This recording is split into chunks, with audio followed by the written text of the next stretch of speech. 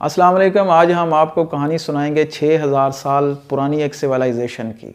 James ल्यूज एक बरतानवी सिपाही था, मगर उसको ट्रैवलिंग और आसार कदीमा का बहुत शौक था। वो किसी न किसी तरह पंजाब के शहर साहिवाल जा पहुंचा, जहां उसने हड़प्पा के खंडराट को दरियाफ्त किया। यह 1829 की बात थी।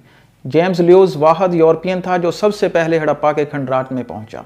इसके 100 साल बाद तकरीबन 1920 में सर जॉन मार्शल, जो कि उस वक़्त के आर्कियोलॉजी डिपार्टमेंट के डायरेक्टर जनरल थे, उन्होंने अपनी टीम के साथ हड़प्पा के शहर का दौरा किया।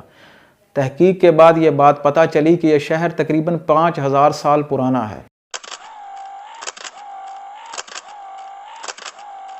उसी दौरान सिंध में इंडस रिवर के किनारे पर एक और शहर दरियाफ्त हुआ, मगर वहाँ पर इंसानों की बहुत ज़्यादा हड्डियाँ और इंसानों के बहुत ज़्यादा ढांचे दरियाफ्त हुए। इसलिए उस शहर को नाम दिया गया मोहनजोदाड़ो, यानी कि माउंट ऑफ डेड, मुर्दों का टीला। ये दोनों शहर उस वक़्त के इंडस रिवर के किनारे पर वाक़या थे, लिहाजा इनको इंडस वैली सिविलाइजेशन का नाम दिया गया। आज हम इसी के बारे में बात करेंगे। हम देखेंगे कि 5000 साल पहले ये शहर किस तरह आबाद हुए और 5000 साल पहले इन शहर में रहने वाले लोगों की तर्ज ज़िंदगी क्या थी, वो किस तरह उस वक़्त रहते थे। आइए इसको आसान और सादा अल्फाज में समझने की कोशिश करते हैं।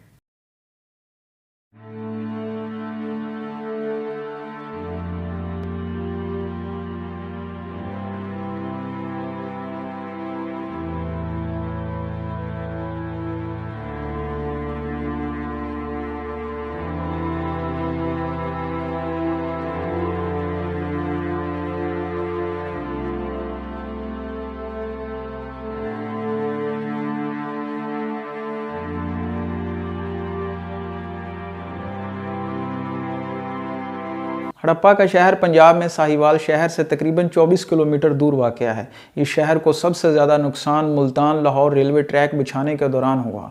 यह शहर ब्रॉन्ज एज के दौर का शहर। ये सिविलाइजेशन ब्राउन एज सिविलाइजेशन के दौर की है। ब्रॉन्ज एज सिविलाइजेशन तकरीबन 3300 कबल मसीह से लेकर 1200 कबल मसीह तक बताई जाती है। ब्रॉन्ज एज सिविलाइजेशन के बाद हड़प्पा और मोहनजोदाड़ो के शहर तकरीबन 2600 कबल मसीह में उभरना शुरू हुए। आज हम सिविलाइजेशन के बारे में बहुत कुछ जानते हैं, लेकिन आप अंदाज़ा कीजिए कि तकरीबन 5000 साल पहले ये लोग किस तरह की ज़िंदगी बसर करते थे। उस वक़्त इनके शहरों में नालियाँ पक्की थीं, शहर में निकासी आब का बाकायदा निज़ाम था, खुराक को जमा करने के लिए गोदाम थे, हर शहर में नहाने के लिए अलग से जगह थी, ड्रेनेज सिस्टम था। उसके अलावा शहर में पैदल चलने के लिए अलहदा जगह थी, नालियाँ ऊपर से ढकी हुई थीं, बाकायदा नाप तोल के लिए पैमाने थे और एक तहरीरी निज़ाम राइज था।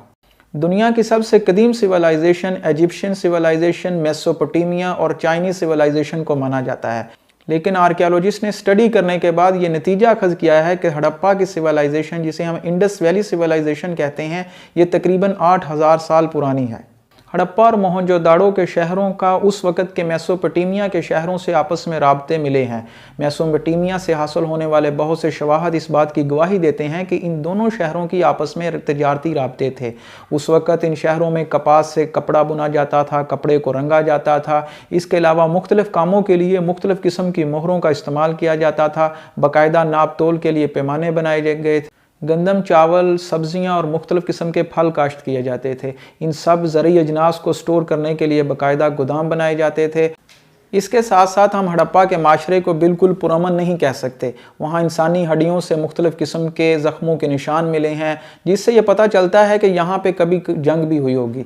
इसके अलावा वहाँ पे इंसानी जिस्मों से मुख्तलिफ़ किस्म की बीमारियों के भी निशान मिले हैं, जिनमें इन्फेक्शन भी शामिल है, लेप्रेसी और ट्यूबरकुलोसिस भी शामिल हैं, कि कभी ना कभी यहाँ पे बीमारियों ने ज़रूर हमला किया होगा। इस तहज़ीब को मज़ीद समझने के लिए हमारे पास कोई और ज़रिया नहीं है, और इसमें सबसे बड़ी मुश्किल इनकी लैंग्वेज है, जिसको हम इंडस स्क्रिप्ट कहते हैं। बहुत कोशिश के बावजूद आज तक माहिरीन इंडस स्क्रिप्ट को समझ नहीं सके। ये अब तक तकरीबन 100 से ज़्यादा अटैम्प्ट्स हो चुकी हैं, लेकिन अब तक माहिरीन इंडस स्क्रिप्ट को किसी तरह समझ नहीं सके। ये एक अलामतों से भरी हुई ज़बान है, जिस अब तक तकरीबन 4000 ऑब्जेक्ट्स ऐसे दरियाफ्त हुए हैं जिन पर इंडस स्क्रिप्ट लिखा हुआ है। इनमें कॉपर प्लेट्स, ब्रॉन्ज, पोट्री, इसके अलावा मुख्तलिफ़ किस्म के पत्थरों के टुकड़े जिस पर मोहरें बनी हुई हैं, और अब तक तकरीबन 421 किस्म की अलामात इंडस स्क्रिप्ट में मिली हैं। लेकिन हम नहीं जानते कि इसमें चिड़िया का क्या मतलब है, हाथी का क्या मतलब है, बैल का क्या मतलब है, या एक गैंडे की शक्ल का क्या मतलब है। इन स्टैम्प्स में जो सबसे ज़्यादा कॉमन एक अलामत इस्तेमाल होती है वो यूनिकॉर्न है, जबकि आप सब जानते हैं कि यह हकीकत में मौजूद ही नहीं। इंडियस स्क्रिप्ट में average sign of writing 5 sign है, जबकि सबसे लंबी तहरीर जो है उसमें तकरीबन 14 अलामतें पाई जाती हैं। लेकिन हमें इन अलामतों के बारे में कतई इल्म नहीं कि इनका क्या मतलब है। इस ज़ुबान को समझने के लिए हमारे पास कोई दूसरी ऐसी ज़ुबान नहीं जिसके साथ मदद लेकर हम इस ज़ुबान को समझ सकें। यूँ समझें कि हमारे पास कोई ऐसा ट्रांसलेटर मौजूद नहीं। इसकी मिसाल आपको मैं इजिप्शियन स्क्रिप्ट से देता हूँ। आप सब लोग जानते हैं कि कदीम मिस्र में भी इसी तरह की ज़ुबान थी, वहाँ पे भी मुख्तलिफ़ किस्म की अलामतों को लिखा जाता था, लेकिन खुशकिस्मती से माहरीन कदीम मिस्र की ज़ुबान को समझ सके हैं। उसकी वजह यह थी कि तकरीबन 200 साल पहले माहरीन को खुदाई के दौरान एक पत्थर मिला जिस पर 2 मुख्तलिफ़ ज़ुबानें लिखी हुई थी, ऊपर इजिप्शियन स्क्रिप्ट जबकि नीचे कदीम यूनानी ज़ुबान लिखी हुई थी। अब आप यूँ समझिए कि इनमें एक ज़ुबान हम जानते थे, एक ज़ुबान हम नहीं जानते थे, लिहाजा इस पत्थर ने एक ट्रांसलेटर का काम किया। इस पत्थर को रोज़िटा स्टोन कहा जाता है, जो कि आज भी मिस्र के म्यूजियम में मौजूद है। यूँ समझिए कि इंडस स्क्रिप्ट को समझने के लिए हमारे पास कोई रोज़िटा स्टोन नहीं है, इसलिए हम इंडस स्क्रिप्ट को किसी तरह भी समझ नहीं सकते। इंडस स्क्रिप्ट के बहुत से नमूने हमें मेसोपोटामिया के शहरों से भी मिले हैं। आप जानते हैं कि मेसोपोटामिया की तहजीब ईरान और इराक में थी, जबकि इन दोनों शहरों में अब भी और किस्म की ज़ुबान बोली जाती है। लेकिन इंडस स्क्रिप्ट के बहुत से नमूने, बहुत सी मोहरें, बहुत सी अलामात हमें आज भी मेसोपोटामिया के हासिल होने वाले नमूनों से मिलती जुलती शक्लें नज़र आती हैं। ये सब आपको इस तस्वीर में भी नज़र आ रहा होगा। इसकी सबसे बड़ी वजह यह है कि हड़प्पा और मोहनजोदाड़ो में रहने वाले लोगों के मेसोपोटामिया के शहर में रहने वाले लोगों से आपस में तिजारती रवाबत थे, जिसकी बहुत सी मिसालें अब मिल चुकी हैं। और इसके अलावा इन दोनों शहरों के लोगों का एक दूसरे की तरफ आना जाना था, लिहाजा इन दोनों शहरों में बहुत सी चीज़ें कॉमन। इंडस सिविलाइजेशन की अब तक तकरीबन 1000 से ज़्यादा साइट्स दरियाफ्त हो चुकी हैं, जो कि पाकिस्तान और इंडिया में हैं। ये दोनों शहर बहुत ज़्यादा डेवलप थे, लेकिन जितनी भी साइट्स अब तक दरियाफ्त हुई हैं उनमें सबसे ज़्यादा तरक्की याफ्ता शहर मोहनजोदाड़ो था। लिहाजा ये समझा जाता है कि मोहनजोदाड़ो इंडस सिविलाइजेशन का कैपिटल था। लैंग्वेज से हटकर अगर हम इनके शहरों के नक्शे को देखें तो आप लोग हैरान होंगे कि ये शहर एक बाकायदा तरतीब के साथ बनाए गए थे। शहर को 2 हिस्सों में तकसीम किया जाता था, एक निचला हिस्सा होता था और एक ऊपर वाला हिस्सा। निचले हिस्से में लोगों के रहने के लिए मकानात और आम रहायशें होती थीं, जबकि ऊपर वाला हिस्सा किला नुमा होता था। शहर के इर्द गिर्द बहुत ऊंची दीवारें बनाई जाती थी, जिसको हम बाउंड्री वाल कह सकते हैं। और इन शहरों में एक कॉमन चीज़ ये थी कि ये शहर इंडस रिवर के किनारे पर वाक़या थे। ऊपर वाले हिस्से की अलहदा बाउंड्री वाल होती थी, जबकि नीचे वाले हिस्से की अलहदा बाउंड्री वाल होती थी। ऊपर वाले हिस्से में मीटिंग रूम, इसके अलावा असम्बली हॉल और एक बहुत ज़्यादा ऊंचा हिस्सा होता था जिसके नीचे शहर की मार्केट होती थी। आपको ज़रूरियात ज़िंदगी की हर चीज़ उस मार्केट में मिलेगी। इसके अलावा वहाँ पर वर्कशॉप होती थी। इंडस सिविलाइजेशन की अब तक जो 1000 से ज़्यादा साइट्स और सेटलमेंट दरियाफ्त हुई हैं, उनमें हमें सबसे हैरान कुन बात यह है कि उनमें कहीं भी हमें किसी रिलीजियस या मजहबी इमारत के खंडर नहीं मिले। ना ही कोई बड़ा महल मिला है, ना ही किसी बादशाह या किसी लीडिंग पर्सन का कोई पोर्ट्रेट या तस्वीर मिली है, ना ही किसी आर्मी के शवाहद मिले हैं, ना ही कोई हथियार मिला है।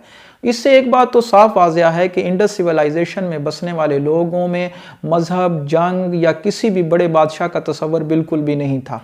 इंडस सिविलाइजेशन की एक और सबसे बड़ी मिस्टीरी, सबसे हैरान कुन बात यह है कि इस कदर डेवलप और इस कदर जदीद किस्म के शहर आखिर इस सफ़ाई हस्ती से कैसे मिट गए।